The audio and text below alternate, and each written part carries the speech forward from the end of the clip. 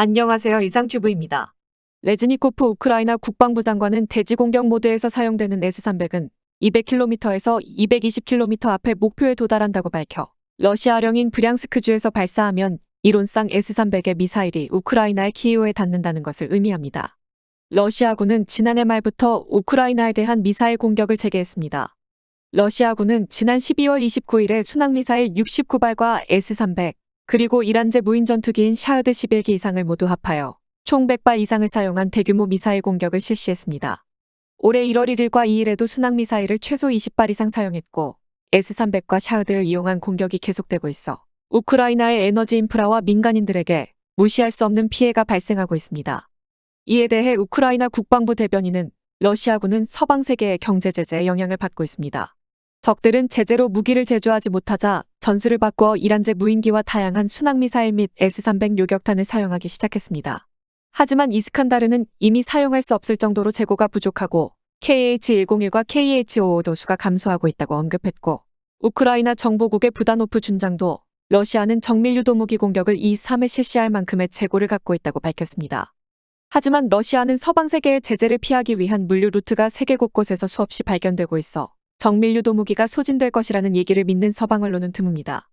러시아의 2022년 2월 24일에서 10월 말까지의 관세 기록에 따르면 7개월간 최소 26억 달러어치의 전자기기가 반입됐고 약 7억 7,700만 달러어치의 제품이 러시아군의 무기에서 발견되었습니다. 즉 인텔과 AMD 및 텍사스 인스트루먼트와 아나로그 디바이스 및 인피니온 에이지 등 서방 기업이 제조한 반도체 칩으로 미국과 홍콩 및 에스토니아와 튀르키예 등의 러시아인이 설립한 기업을 거쳐 제재 대상 밖의 러시아 기업에 수출되고 있는 것으로 확인됐으며 또한 러시아는 유튜브 등을 활용해 제재를 회피하는 수출 방법 힌트도 제공하고 있습니다.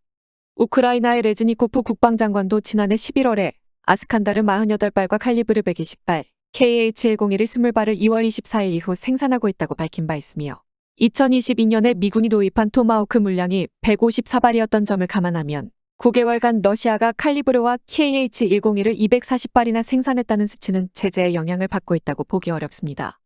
또한 서방의 제재를 받고 있는 러시아에 대한 전자부품의 수출은 평상시의 거래보다 많은 이익을 볼 수 있어 다양한 루트로 러시아 수출에 손을 대고 있는 것을 감안하면 공개된 관세 기록 이상의 반도체 칩이 러시아로 흘러들어가고 있을 것입니다.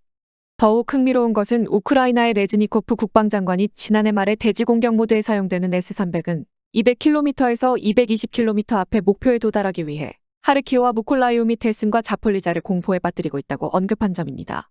러시아제 방공 시스템인 S-300은 공중 목표를 요격하는 요격탄을 탄도미사일로 사용하는 대지 공격 모드가 탑재되어 있고 미국의 방위산업 전문 매체들은 공중 목표를 요격하는 OV-55R의 사거리는 최대 90km이지만 지상 표적을 목표로 하게 된다면 OV-55R은 탄도미사일처럼 포물선을 그리며 120km 앞에 목표까지 도달할 수 있고 액티브 방식의 유도로 대형 정지 목표에 대한 명중률은 비교적 양호하다고 보도했습니다. 하지만 OV-55R이 200km에서 220km까지 도달한다는 언급이 사실이라면 얘기가 달라질 수 있습니다. 순항미사일 이상으로 요격이 어려운 OV-55R은 우크라이나의 오데사와 도니프로페트로우식 및 포르타바주에도 영향을 미쳐 러시아령 브량스크주에서 발사하면 이론상 OV-55R이 키이우에 닿는다는 뜻이 됩니다. 만약 러시아가 사거리가 긴 칼리브르와 KH-101 및 샤흐드 131 및 136으로 우크라이나 중앙과 서부를 공격하고 OV-55R을 러시아와 국경을 맞대고 있는 지역이나 러시아군 점령 지역과 가까운 지역에 공격에 활용한다면 당분간 우크라이나의 인프라 공격에 대한 러시아의 공격 수단은 끝이 없을 것으로 보입니다. 하지만 러시아는 정밀유도 무기 공격을 2-3회 실시할 만큼의 재고를 갖고 있다라고 발언한 우크라이나 정보국의 부다노프 준장의 의견이 맞다면 러시아군의 대규모 미사일 공격은 2월에는 끝날 것이므로 즉각적으로 답을 목격할 수 있을 것입니다. 그렇지만 탄도 중량이 133kg에 불과한 OV-55R이 대지 공격 전용으로 만들어진 이스칸다르와 비교하면 파괴력은 떨어지지만 최대 220km 범위를 타격할 수 있는 간이 탄도미사일이 6,000발 이상이나 된다고 해석하면 우크라이나는 좀처럼 낙관하기 어렵습니다. 한 가지 소식을 더 전해드리고 마무리하겠습니다.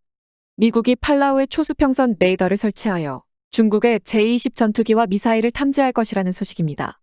미국 국방부는 팔라우의 TACMOR 설치를 위한 현지 공사를 1억 1,840만 달러에 발주했다고 밝혔고 초수평선 레이더는 컴퓨터 처리와 AI 기술을 접목해 남중국해 상공을 비행하는 제-20 탐색에 도움이 될 수 있다고 밝혔습니다. 참고로 팔라우 공화국은 오세아니아의 미크로네시아 캐롤라인 제도에 있는 연방 국가로서 필리핀의 남동쪽 및 인도네시아 선유기니 북쪽에 위치한 섬나라입니다. 초수평선 레이더는 수평선 아래 목표를 탐색할 수 있어 냉전시대의 각국들이 조기 경계 시스템의 일부로 채택했습니다. 하지만 전리층 반사를 이용하는 스카이웨이브 방식은 반사각도로 전파 도달 거리가 정해지기 때문에 사각지대가 많고, 지표면을 따라 전파가 전파되는 성질을 이용하는 그랜드 웨이브 방식은 사각지대가 없지만 전파 도달 거리가 스카이웨이브 방식보다 떨어지고 사용하는 전파도 저주파여서 얻을 수 있는 해상도가 낮은 것이 단점이었습니다. 그러나 기술 발전으로 OTHR로 얻을 수 있는 정보의 정확도가 향상되었고, 5세대기의 스텔스는 통상 레이더가 사용하는 고주파대에만 최적화되어 있어 그랜드 웨이브 방식의 OTHR로 탐지될 가능성이 높습니다. 또한 2020년에 이란군이 우크라이나 항공의 보잉 737기를 격추한 사건에 대해 러시아는 보잉 737기를 이란 국경 인근에서 비행 중인 미 공군의 F-35A로 오인해 오발사가 발생했다고 밝혀 레이더 리플렉터가 없는 상태인 F-35A를 탐색한 것이 몰도바 공화국에 배치되어 있는 OTHR이었던 것으로 알려졌습니다. 러시아는 2021년에 1200km 앞에 목표를 탐색할 수 있는 리저넌스 N을 극동에 5기를 건설할 것이라고 발표했으며, 이는 OTHR과 페이즈드 어레이 레이더 복합 시스템으로 극초음 속으로 작동하는 목표물과 스텔스 전투기 및 순항미사일을 탐색할 수 있고 S-400과 연동해 효과를 발휘하도록 설계됐으며, 처음 1기가 사할린에 건설될 것이라고 밝혔으나 이 일정이 우크라이나 침공 이후에도 유지되고 있는지는 외신에 보도되고 있지 않아 알려지지 않고 있습니다. 극동 지역에 배치되는 리저넌스에는 아마도 알래스카 방면을 향하게 해 미국을 경계하기 위한 것으로 보이지만, 중국군은 이미 다수의 OTHR을 양양시와 내임원구 자치구 및 원저우시에 배치한 것으로 확인되고 있습니다. 이것은 한국과 일본 및 남중국해의 상공을 감시하고 있다는 의미이며, 중국 언론에 따르면 2017년에 설치한 OTHR의 감시 능력은 3000km로 한국과 일본뿐 아니라 서태평양의 상공까지를 커버할 수 있고, 일본 이와쿠니 기지에 배치된 F-35B도 탐지할 수 있다고 주장해 당시의 외신에서 주목을 받았습니다. 따라서 미군도 팔라우에 TACMOR을 설치하여 중국과 러시아의 스텔스기와 미사일을 탐지할 것으로 보입니다. 미 국방부는 지난해 말에 팔라우의 TACMOR 설치를 위한 현지 공사를 1억 1840만 달러에 발주했다고 밝혔고, 미국의 방위산업 매체들은 이 시스템은 일반 레이더만큼 해상도가 높은 정보를 얻을 수 없지만 남중국해 상공을 비행하는 스텔스형 항공기를 조기에 탐지할 수 있을 것이며, 그랜드 웨이브 방식의 탐지 방식이라면 괌 해역에 침투하는 극초음 송무기와 순항미사일 및 탄도미사일과 적 항공기 탐지에 도움이 될 수도 있다고 지적한 것이 흥미롭습니다. 이에 고속 컴퓨터 처리와 AI 기술을 통해 OTHR은 기존보다 훨씬 선명한 데이터를 제공할 수 있고, 이를 중국도 이해하고 있기 때문에 특히 남중국해에서 OTHR을 많이 활용하고 있다고 덧붙였습니다. 덧붙이자면 호주군이 운용하는 OTHR의 탐지 범위는 공식적으로는 3000km이지만 1997년에 5500km 떨어진 중국군의 탄도미사일 발사를 탐지하는 데 성공한 바 있습니다. 어쨌든 최신 기술과 융합된 TACMOR의 성능은 전혀 알려지지 않고 있지만 다시 OTHR이 조기 경보 시스템의 일부로서 도움이 될 것이라는 것은 거의 틀림없을 것으로 보입니다. 이상 마치겠습니다. 시청해주셔서 고맙습니다. 이상튜브였습니다.